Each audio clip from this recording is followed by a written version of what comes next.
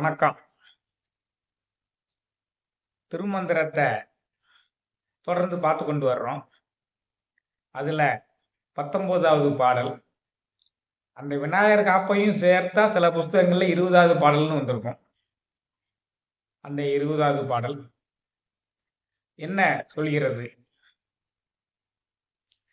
பிறப்பையும் இறப்பையும் அந்த வாழ்நாளில் நடக்கக்கூடிய சம்பவங்களையும் அந்த ஆதிசிவன் நம்மளுடைய வினைப்பயனுக்கு தக்கவாறு முன்னமேயே தீர்மானித்துதான் இந்த பிறவியை பிறக்க வைக்கிறான். அப்போ இந்த பிறவியில நடப்பது எல்லாமே தீர்மானிக்கப்பட்ட ஒன்று. தீர்மானிக்கப்பட்ட விதியின்படிதான் நம் வாழ்க்கை செல்கிறது என்பதையும், அவன் அன்பான அடியார்களின் உள்ளத்திலும் இருக்கிறான், ஐம்பெரும் பூதங்களிலும் இருக்கிறான், எல்லா பொருள்களிலும் இருக்கிறான் என்பதையும் ஒரு பாடல்ல வச்சிருக்கிறார். இறைவன் அன்பு செய்வர்களுடைய உள்ளத்திலும் இருப்பான், இயற்கை பொருள்களில் எல்லாம் இருப்பான். அவன் படைக்கக்கூடிய உயிர்கள் அனைத்துமே, மனிதன் மட்டுமல்ல, உயிர்கள் அனைத்துமே எப்பொழுது எங்கு பிறக்க வேண்டும், என்ன வினைப்பயன்களை அனுபவிக்க வேண்டும். வினைப்பயன் என்பது அவன் வாழ்நாளில் அனுபவிக்கக்கூடிய இன்பம், துன்பம், மற்ற உணர்ச்சிகள் எல்லாமே என்று எப்பொழுது அவன் தன்னுடைய வாழ்வை இந்த பூலோகத்தில் நிறைவு செய்ய வேண்டும் என்பது எல்லாமே தீர்மானிக்கப்பட்டிருக்கிறது.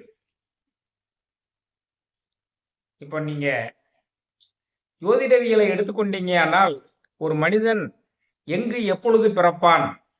நீர்க்கரையில் பிறப்பானா, மலைப்பிரதேசங்களில் பிறப்பானா, காட்டுப்பகுதியில் பிறப்பானா, நகர்ப்புறங்களில் பிறப்பானா, அவன் பிறக்கும் பொழுது அவனுடன் எத்தனை பேர் இருப்பார்கள், அவன் பிறக்கக்கூடிய வீட்டின் அமைப்பு என்ன என்பதற்கு எல்லாமே பாடல்கள் இருக்கிறது. அதை ஆராய்ச்சி செய்யும் பொழுது அது சரியாகவும் இருக்கிறது. அப்பொழுது ஜோதிடம் என்பது ஓரளவிற்கு அந்த நாம் இந்த பிறவியில் அனுபவிக்கக்கூடியதை சொல்லக்கூடியது. அதே மாதிரி ஒருவன் எப்படி இறக்கிறான் என்பதற்கு நிறைய பாடல்கள் வைத்திருக்கிறார்கள். இயற்கை மரணம் அடைவானா, ஆயுதங்களில் மரணம் அடைவானா, விபத்துக்களில் மரணம் அடைவானா,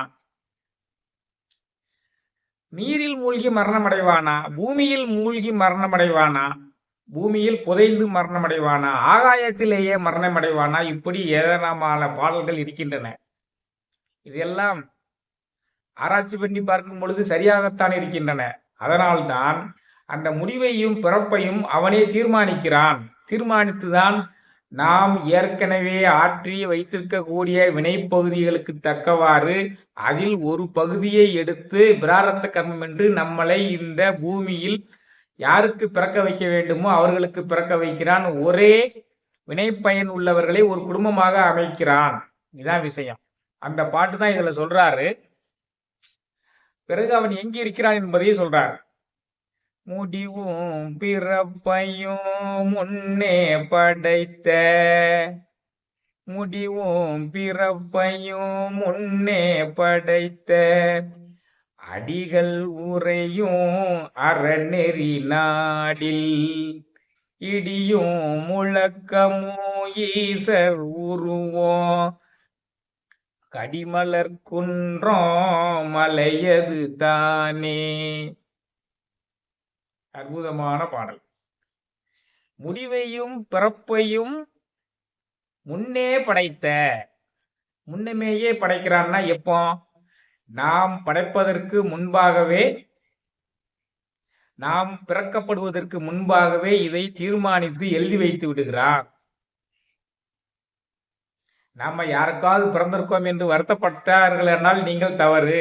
ஏனால் இது தீர்மானிக்கப்பட்டது. இன்னாருக்கு மகனாக பிறக்க வேண்டும், இன்ன குடும்பத்தில் பிறக்க வேண்டும், வாணிப குடும்பத்தில் பிறக்க வேண்டுமா, விவசாய குடும்பத்தில் பிறக்க வேண்டுமா, அரசியல் குடும்பத்தில் பிறக்க வேண்டுமா, ஆசிரியர் குடும்பத்தில் பிறக்க வேண்டுமா, நீதிபதி குடும்பத்தில் பிறக்க வேண்டுமா என்பது நம்மளுடைய வினைப்பயனுக்கு தக்கவாறு தீர்மானிக்கப்பட்டு ஒத்த வினைப்பதிவை உடைய அந்த குடும்பத்தில் நாம் பிறக்க வைக்கப்படுகிறோம்.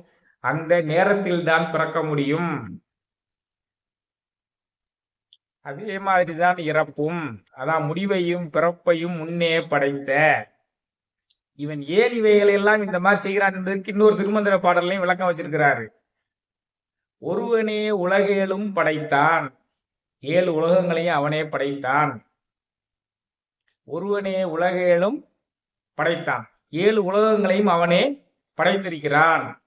ஒருவனே உலகேழும் காத்து அளித்தான், அவன்தான் உலகத்தை காப்பாற்றவும் செய்யறான். ஒருவனே உலகேழும் துடைத்தான், எப்போ அந்த உலகமும் உலகத்திலுள்ள உயிர்களும் தங்களுடைய வாழ்வை நிறைவு செய்ய வேண்டுமோ அப்பொழுது அவனே அளிக்கிறான்.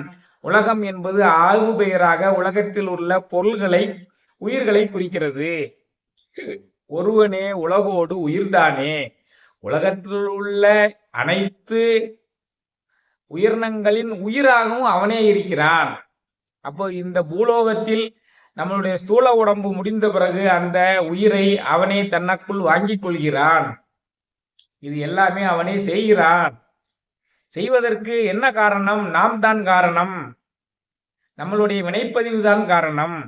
நாம் நல்வினையாற்றி தீவினைகளே நம்மளுடைய செயல்பாட்டில் இல்லாமல் இருந்தால் நாம் உடனடியாக இறைவனை சேர்ந்து விடலாம். திருஞான சம்பந்தர் 32 வயசுலேயே இறைவனை சேர்ந்தார்.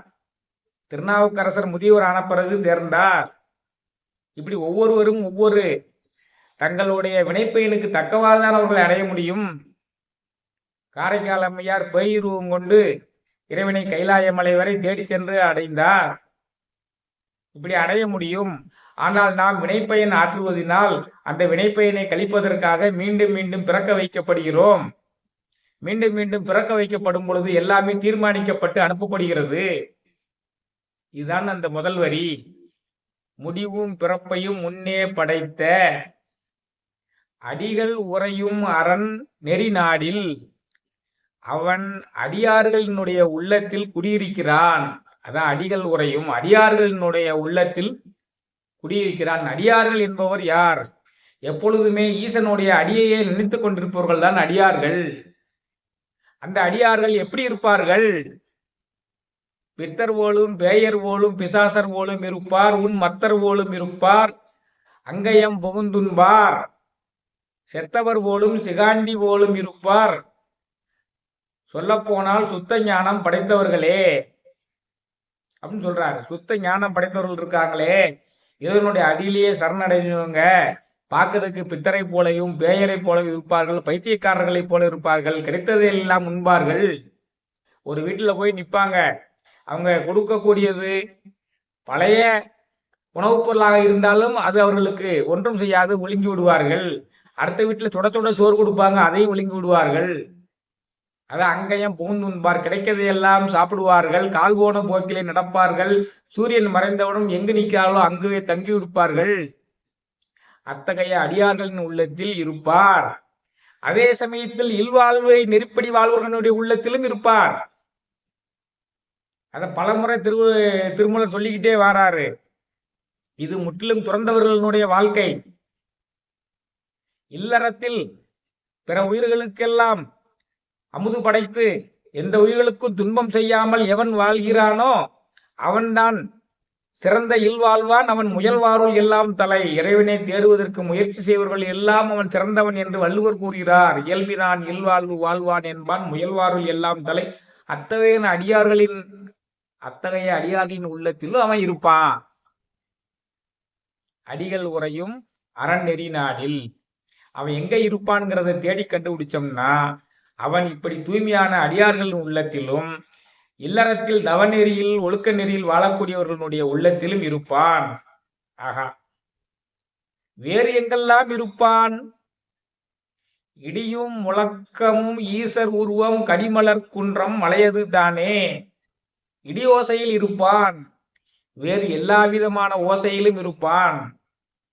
மிருதங்க ஓசையில் இருப்பான், நாதஸ்வர ஓசையில் இருப்பான், புல்லாங்குழல் ஓசையில் இருப்பான், எல்லா விதமான ஓசையிலும் இருப்பான். அந்த இசையை செய்தவனே, ஓசையை செய்தவனே அவன்தான். 7 கோலாம் இசை ஆக்கினதாமே. திருநாவுக்கரசர் சொல்றாரு. ஏழுகுலாம் இசை ஆக்கிறதாமே. இந்த சரியம பதனிசை என்ற சுரங்களை உண்டாக்கியவன் அவனேதான். இந்த இசையை உண்டாக்கியவன் அவனேதான். எப்படி பாருங்க, ஏழுகுலாம் அவர் ஊழி படைத்தன, ஏழுகுலாம் அவர் ஆளு உலகங்கள், ஏழுகுலாம் அவர் கண்ட இருங்கடல், ஏழுகுலாம் இசை ஆக்கினதாமே. இந்த 7 உலகங்களையும் படைத்தவன் அவன், அதில் கடல்களை படைத்தவன் அவன். சரிங்களா? இசையை படைத்தவன் அவன்.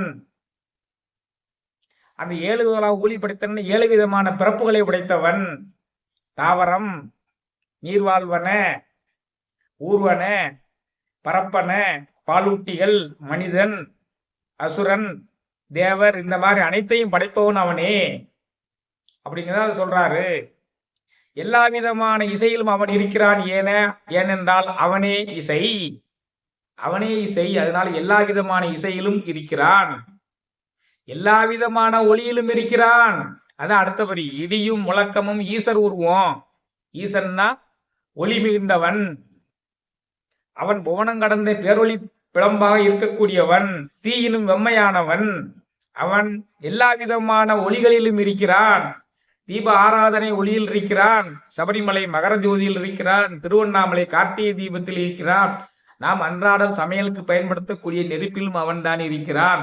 அதனால பயபக்தியோடு பெண்மணிகள் சமையல் செய்ய வேண்டும். அது ஈசனுடைய உருவம், நெருப்பு. எல்லா விதமான மின்னலாக அவனே இருக்கிறான், மின்னலாக அவனே இருக்கிறான். எல்லா விதமான ஒளிகளிலும் அவனே இருக்கிறான். ஏனென்றால் உலகத்தை உள்ள பேரொளி பிளம்பே அவன். அவனுடைய ஒளியினுடைய சிறு சிறு கீற்றுகளை பெற்றுத்தான் மற்ற ஒளிகள் எல்லாம் உண்டாகின்றன. அதனால எல்லா விதமான ஒளியாகவும் அவனே இருக்கிறான். அனைத்து விதமான ஓசைகளிலும் இருக்கிறான். இடியும் முழக்கமும் ஈசர் உருவம். கடிமலர் குன்றம் மலையது தானே, மனம் வீசுகின்ற மலர் சோலைகளில் இருக்கிறான். மலைகளில் எல்லாம் இருக்கிறான், எல்லா மலையிலும் இருக்கிறான். திருவண்ணாமலையில் இருக்கிறான், பழனி மலையில் இருக்கிறான், சபரிமலையில் இருக்கிறான், திருக்கைலாய மலையில் இருக்கிறான், விந்திய மலையில் இருக்கிறான். எல்லா விதமான மலையிலும் அவன் இருக்கிறான். குன்றிருக்கும் இடமெல்லாம் குமரன் இருக்கும் இடம் என்று அதைத்தான் சொல்கிறார்கள். குமரனும் பரமசிவனும் ஒன்று. ஏற்கனவே பல திருமந்திரத்தில் சொல்லியிருக்கிறது. மைந்தன் இவன் என்று மாட்டிக்கொள்ளீரே. அப்போ எல்லா மலைகளிலும் அவன் வாழ்ந்து கொண்டிருக்கிறான், எல்லா மலர்ச்சோலைகளிலும் வாழ்ந்து கொண்டிருக்கிறான், எல்லா ஓசைகளிலும் இருக்கிறான், எல்லா ஒளிகளிலும் இருக்கிறான், எல்லா ஒளிகளிலும் இருக்கிறான். இதான் இறைவன் இருக்கக்கூடிய இடம். இதை எப்படியா பார்க்கறது? இத உணரக்கூடிய தன்மை உடையவங்க தான் உணர முடியும். இப்ப மரத்துல பெரிய யானை செஞ்சு வச்சிருக்குது. ஒரு சின்ன குழந்தை 3 வயசு குழந்தைய போய் கூட்டிட்டு போனீங்கன்னா இது யானைங்கும். அவங்க அப்பா 27 வயசுல இதை கூட்டிட்டு போவாரு, அவரு இதை மரம்னு சொல்லுவாரு. அப்போ ஒரே ஒரு இதே குழந்தைக்கு யானையாகவும் இவருக்கு மரமாகவும் தெரிகிறது. நாம் பார்க்கும் விதத்தில் தான் எல்லாம் இருக்கிறது. புரியுதா? மரத்தை மறைத்தது மாமத யானை, மரத்தை மறைத்தது மாமத யானை. மரம்ன்றது மறந்து போச்சு அந்த பிள்ளைக்கு, யானை தான் தெரிஞ்சது. மரத்தில் மறைந்தது மாமத யானை, மரத்தில் மறைஞ்சு போச்சு அந்த யானை, மரமா தெரிஞ்சது அப்பாவுக்கு. பரத்தை மறைத்தது பார்முதல் பூதம், பரத்தை மறைத்தது பார்முதல் பூதம். அனுபவம் இல்லாதவர்களுக்கு 50 பூதங்களாக நிலம் நீர் நெருப்பு காற்றாக தெரியும். பரத்தை மறைத்தது பார்முதல் பூதம், பரத்தில் மறைந்தது பார்முதல் பூதமே. இறைவனை அறிய உணர்ந்தவர்களுக்கு அந்த 50 பூதங்களும் இறைவனாகத்தான் தெரியும். அதைத்தான் இந்த இதை பாட்டுல சொல்றாரு. அவன் அடியார்களின் உள்ளத்தில் இருப்பான், இல்லற வாழ்வை தவநெறியோடு வாழ்வோர்களுடைய உள்ளத்திலும் இருப்பான், 50 பூதங்களில் இருப்பான், அனைத்து ஓசையாகவும் இருப்பான், அனைத்து ஒளியாகவும் இருப்பான். அவன் இல்லாத இடமே இல்லை, நீதானே உலகின் எல்லை. இத கண்ணதாசன் இந்த பாட்டை படிச்சுட்டு பாருன்னு நினைக்கிறேன். இதை அப்படியே கொண்டு போய் ஒரு பாட்டுல வச்சிருக்காரு. அவன் பூவிரியும் சோலையிலே மணப்பான், இசை பூங்குயிலின் கீதத்திலே இருப்பான், குளிர் மேகமென தாகத்தையே தணிப்பான், தளிர் கொடி விளையும் கனிகளிலே இருப்பான், பாசமுள்ள பார்வையிலே கடவுள் வாழ்கிறான். அவன் கருணை உள்ள நெஞ்சினிலே கோயில் கொள்கிறான். இந்த பாட்டை அப்படியே முற்றிலும் எளிமைப்படுத்தி பாமர மக்களுக்கு புரியுற மாதிரி கொடுத்துருக்காங்க. அப்ப இந்த திருமந்திரத்தை பழையபடி பார்ப்போம்.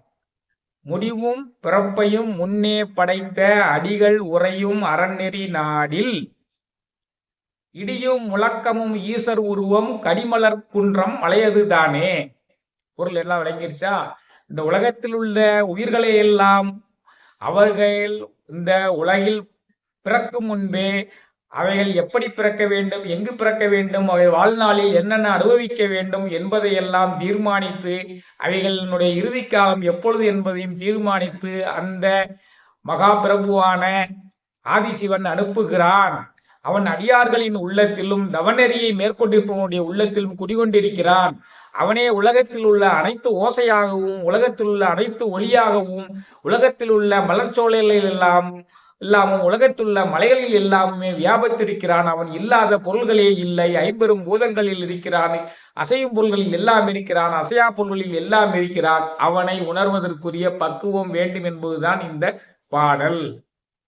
முடிவும் பிறப்பையும் முன்னே படைத்த அடிகள் ஊரையும் அறநெறி நாடில் இடியும் முழக்கமும் ஈசர் உருவம் கடிமலர் குன்றம் மலையது தானே.